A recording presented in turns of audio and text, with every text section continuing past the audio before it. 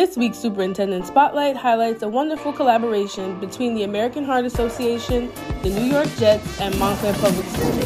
Representatives from 12 New Jersey school districts were invited to attend CPR training as part of an effort to train as many people as possible on hands-only CPR. The American Heart Association's trainers model allows staff from multiple districts to come together and learn and be able to share the knowledge and information learned through instructional sessions within their respective school communities, teaching staff, students, administrators, and coaches. Representatives from the New York Jets were there, and they donated a CPR and youth sports training kit for each participant.